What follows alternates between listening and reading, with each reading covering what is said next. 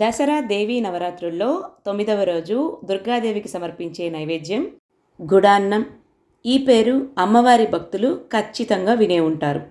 లలితా సహస్రనామాల్లో 501వ నామం గుడాన్న ప్రీత మానసే అని ఉంటుంది. గుడ అంటే బెల్లం, బెల్లంతో చేసిన తీపి పదార్థం అని అర్థం. ఇప్పుడు అర్థమైందా గుడాన్నం అని ఎందుకంటారు? ఈ గుడాన్నం మనకు పొంగల్ లాంటిదే, కానీ ఎటువంటి పెసరపప్పు, పచ్చిశనగపప్పు, పాలు ఇలాంటివి వాడం. ఈరోజు అమ్మవారికి ఎంతో ప్రీతికరమైన బియ్యం, బెల్లం, నెయ్యితో చేసే గుడాన్నాన్ని ప్రిపేర్ చేసుకుందాం. పదండి, పక్కా కొలతలతో చేద్దాం. ఇప్పుడు ఒక గిన్నె తీసుకొని 1 కప్పు రైస్ని తీసుకోవాలి. ఈ బియ్యాన్ని మనం ఏ కప్పుతో అయితే తీసుకుంటున్నామో అదే కప్పుతో కొలతలు తీసుకోండి. 1 కప్పు బియ్యాన్ని తీసుకొని నీళ్ళల్లో వేసి ఒక హాఫ్ అన్ అవర్ వరకు నానబెట్టండి.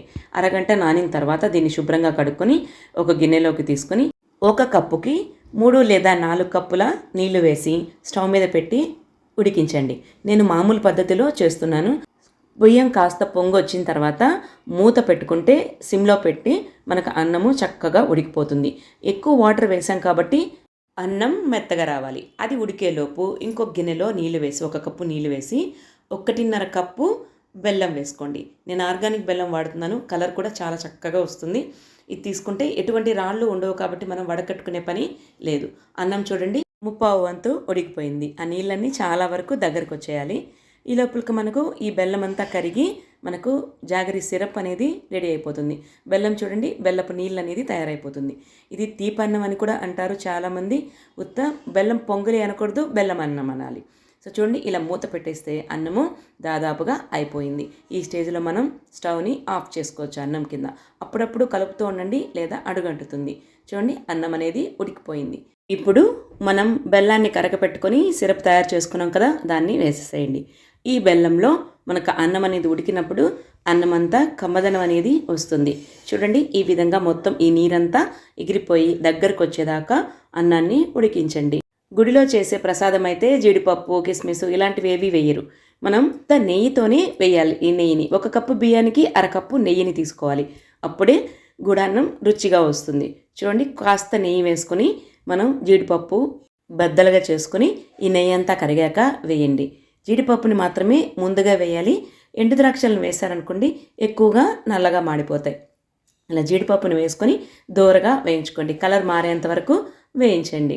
చూడండి, మనకు ఒక బ్రౌన్ కలర్ వచ్చేలోపు మనం ఈ ఎండు ద్రాక్షలను కూడా వేసేస్తే కరెక్ట్గా సరిపోతాయి. ఈ నెయ్యిలో వేయగానే ఎండు ద్రాక్ష అనేది కాస్త ఉబ్బి రుచిగా ఉంటుంది తినేటప్పుడు. చూడండి, కలర్ అనేది మారకుండా కరెక్ట్గా వేగుతాయి. ఇప్పుడు మనం ఇంకాస్త నెయ్యిని ఒక్కొక్క స్పూన్ని యాడ్ చేసుకుంటూ గుడాన్నాన్ని ఉడికించుకోవాలి. ఒక 2-3 స్పూన్ల వరకు నెయ్యి పడుతుంది. 1/2 కప్పులో కాస్త వరకు జీడిపప్పు, ఎండు ద్రాక్షలు వేయించుకోవాలి. మిగిలిన నెయ్యిని ఇలాగా మనం అప్పుడప్పుడు గుడాన్నం ఉడికేటప్పుడు వేసుకుంటూ వస్తే ఇలా జారుగా కమ్మగా నెయ్యితో తయారవుతుంది మనకు గుడాన్నం. ఇప్పుడు లాస్ట్గా మనం ఈ పచ్చకర్పూరం అనేది అమ్ముతారు, దాంట్లో కొంచెం మాత్రమే తీసుకుని వేసుకోవాలి. చాలా కొంచెం, జస్ట్ చిటికటంతా. దీన్ని చించుకొని ఇలా ఈ చిటికడిని ఇలా ప్రెస్ చేసుకుంటే మనకు బాగా పొడి పొడిగా వస్తుంది. ఇలా వేసేసేయండి. తర్వాత ఏలక పొడి కూడా వేసేస్తే ఇలాచి పౌడర్ని 2-3 దంచి వేసేసుకోండి. దీనిలో గుడాన్నం మనకు రెడీ అయిపోయింది. మధుర మీనాక్షి అమ్మవారి ఆలయంలో కూడా ఈ గుడాన్నాన్ని ముఖ్యమైన ప్రసాదంగా సమర్పిస్తారు.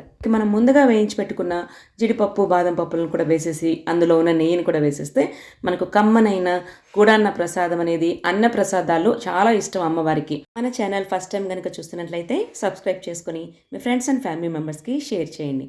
మీ లైక్స్ అండ్ కామెంట్సే నాకు మోటివేషన్. 10వ రోజు దేవీ నవరాత్రుల్లో శుద్ధ నవమి నాడు, మహర్నవమి నాడు మహిషాసుర మర్దిని అవతారం. ఆ నైవేద్యంతో మళ్ళీ కలుద్దాం. శ్రీమాత్రే నమః.